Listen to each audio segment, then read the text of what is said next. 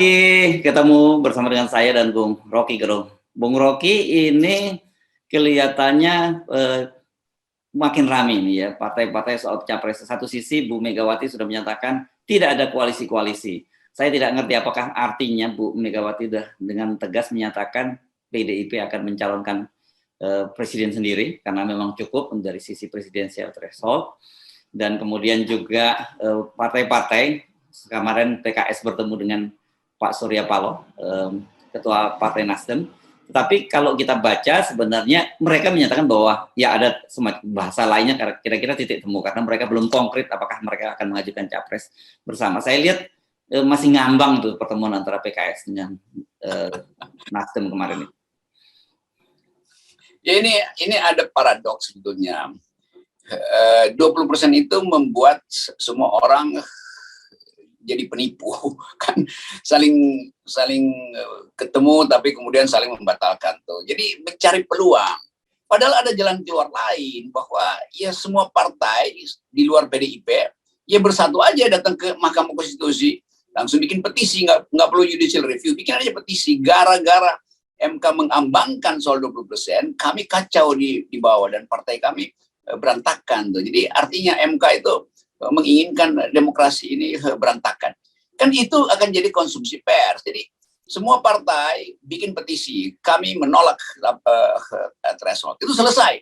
Kan itu bisa diselesaikan dalam 1 minggu tuh. Karena akan ada tekanan publik di situ tuh, ada bahaya ketatanegaraan. Begitu dinolkan, dia dinihilkan, maka terjadi hal yang natural gitu. Jadi kalau sekarang kan orang masih, kalau maju 20% ya mesti koalisi, tapi nanti Ibu Mega bilang sistem presidensial nggak boleh ada koalisi, tapi Ibu Mega juga nggak jelas bahwa PDIP justru yang anti sistem presidensial karena tetap pro 20%. Jadi soal itu yang dibawa ke publik jadi pembicaraan universitas, lalu MK akhirnya terbuka matanya tanpa mulai judicial review. Lalu MK mengambil inisiatif melakukan judicial activism itu. Kan itu wilayah MK sendiri. MK kasih kirim sinyal ke DPR. DPR akan sambut karena DPR adalah orang-orang yang bikin petisi itu juga kan. Jadi sebetulnya kegemparan ini bisa diselesaikan dengan cara itu. Nah, pilihannya adalah kalau partai-partai ini nggak mau juga bersatu untuk lakukan demo ke MK tanpa melalui penasihat hukumnya, ini demo aja, demo politik kan. Maka itu artinya nih partai-partai juga minta diasuh oleh oligarki. Kan sama aja kan. Jadi sayang sekali kalau ini partai-partai ini nunggu diternakin kembali oleh oligarki lewat kandang yang namanya 20%. Jadi saya mau kasih kritik tajam soal itu. Termasuk teman-teman saya yang ada di beberapa partai, bahkan di banyak partai itu. Jadi saya nggak peduli dengan kasakusuk itu, karena kasakusuk yang dihasilkan oleh kebodohan mereka sendiri. Mereka ingin diasuh oligarki, lalu kasakusuk. Oligarki mah seneng-seneng aja. Jadi selama tidak ada gerakan massa untuk massa partai maksudnya untuk minta MK batalin itu, tetap kita anggap itu di ujungnya tetap ini mainan buruk. Jadi lebih baik kita boikot pemilu daripada kita biarkan semua orang ditipu kembali oleh permainan threshold 20% itu.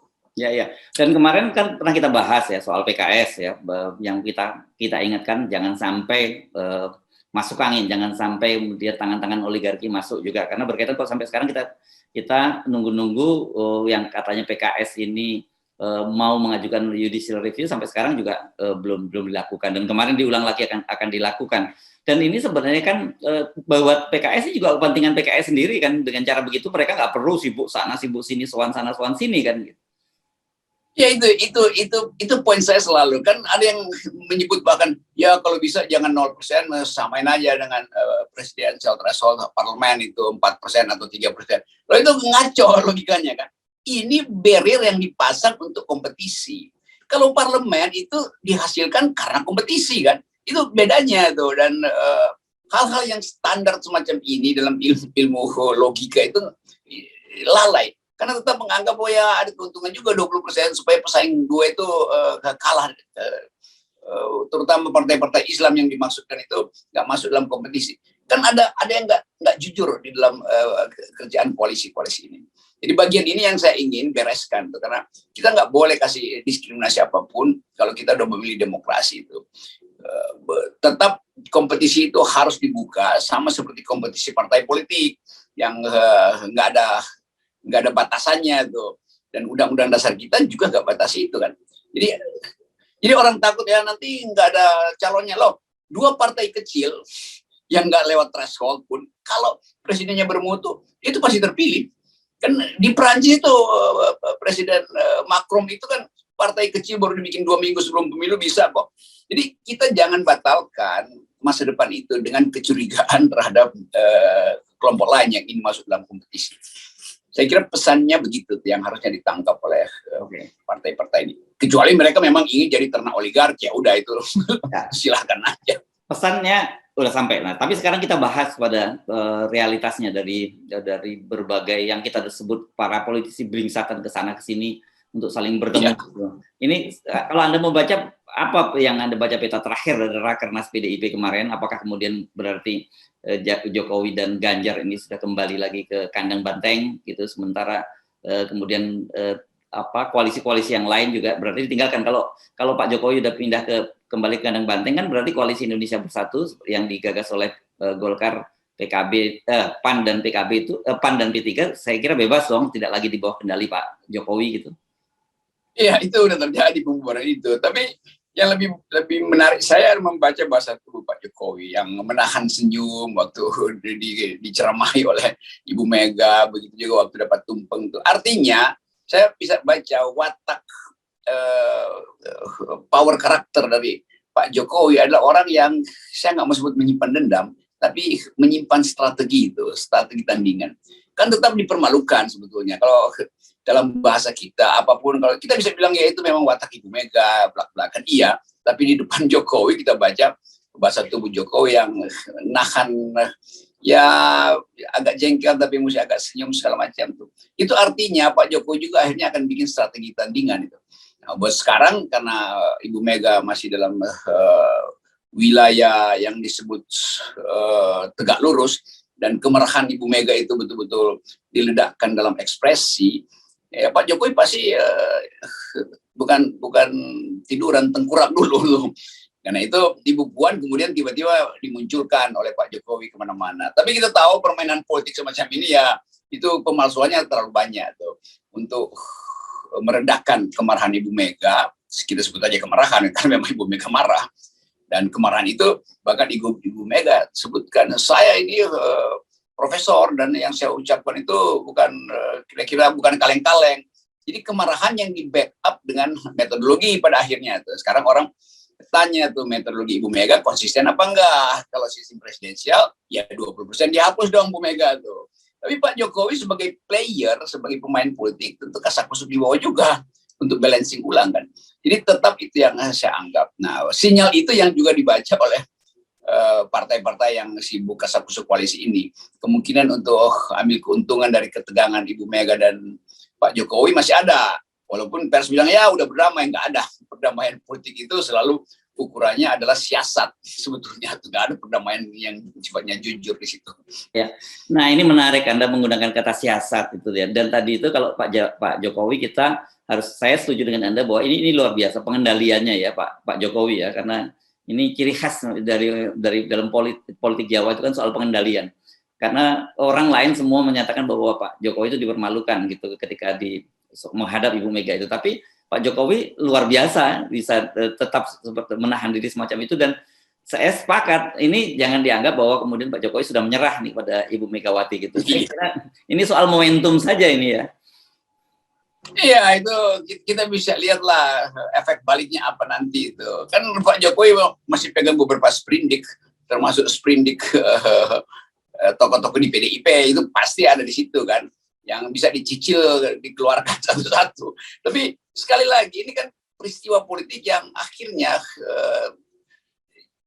jadi nggak menarik sebetulnya dari segi demokrasi. Karena tadi aturan mainnya memang dari awal tuh dikendalikan tuh. Jadi kita selalu balik pada soal prinsip 20% itu. Kemanapun kita pergi pada soal prinsip itu. Nah koalisi yang sekarang, ya mungkin dalam satu hari ini 2 koalisi juga akan cair lagi itu. Karena realignment, ngatur ulang tuh posisi-posisi mereka. Nah yang terjadi sebenarnya koalisi yang saling intai. Kalau disebut koalisi juga ada yang menyebut perkawinan, pacaran, semua ini kawin paksa. Kawin paksa karena maharnya mahal 20%, itu kan mahal, mahar itu buat ngasih mahar itu. Maka perkawinan yang tidak jujur sebetulnya. Nah, ketidakjujuran itu yang ingin kita batalkan supaya jadi perkawinan yang adil, maka jangan ada mahar yang udah ditetapkan di depan. Kan biarkan aja di antara mereka itu. Kali Ibu bilang jangan ada koalisi. Karena itu parlementer. Kalau kerjasama boleh. Loh, kalau kita buka kamus koalisi itu dalam kurung artinya kerjasama, itu juga ngaco juga Bu Mega. Jadi bagian-bagian ini yang mau kita hindari. Jadi setelah retorika politik Ibu Mega, kita balik pada logika politik. Ya, itu. Jadi saya kira mungkin tesis yang paling pas ya seperti yang Anda sebutkan kemarin, bahwa nggak perlulah kita terlalu serius-serius banget melihat mengamati koalisi-koalisi antar partai ini, karena sebenarnya yang menentukan bukan itu, juga rakertas lah ya Bung Rocky ya, rapat koordinasi terbatas, rakortas dari oligarki ya, bukan Ya, rakornas dari partai politik gitu ya. Itu ini kayak anak wayang itu saling tabrakan di bawah, padahal sebetulnya diatur di atas tuh. Jadi koalisi itu sebetulnya ya apa yang ada di depan layar kita, yang di belakang layar kita adalah rakornas oligarki. Itu yang kita tunggu tuh, hasil rakornas oligarki. Tapi saya pakai istilah, kok bisa ya partai-partai ini mau diternakin oleh oligarki? Kan ini peternakan semuanya kan. Digiring ke kiri, digiring ke kanan, disuruh nyari rumput di sana, ntar diusir lagi itu. Oh enggak, ada ini rumput bagian lain, nyari rumput yang lain tuh. Ada rumput merah, rumput hijau itu. Jadi hal yang bahkan kalau saya ngomong dengan milenial selalu anggap, oh ini orkestrasi yang nggak ada partiturnya nih Pak Rocky, kira-kira begitu. Jadi sebenarnya kita sarankan pada viewer kita jangan terlalu serius ya melihat itu. Nggak apa-apa, boleh itu sebagai sebuah hiburan gitu. Kita lihat, oh ini ketemu ini ketemu itu. Tapi sebenarnya kata kuncinya satu sebenarnya gitu ya. Gampang banget. Jangan lihat di situ, lihat beyond, lihat di belakang itu gitu. Ya dalangnya ketawa-ketawa aja karena itu menganggap itu tuh ya yang sana itu kan nunggu amplop gue nih, tapi dia belum lapor ya, gue tahan dulu seminggu lah, maka koalisi nahan lagi tuh, agenda ditunda-tunda, ya itu begitulah permainan tadi di belakang layar itu. Yang utama dalam politik adalah yang di belakang layar. Ya. Panggung depan, lagi-lagi kalau teori dramaturgi, panggung depan dan panggung belakang gitu ya. Realitasnya sebenarnya kan ada di panggung belakang. Sementara di panggung depan itu kan hanya apa mengikuti skenario dari sang sutradara. Gitu. Betul, tapi baik panggung depan, panggung belakang sekarang itu tiang topangnya udah retak tuh. Karena gitu lagi semua panggung itu roboh. Karena dolar udah mulai masuk ke wilayah Rp15.000.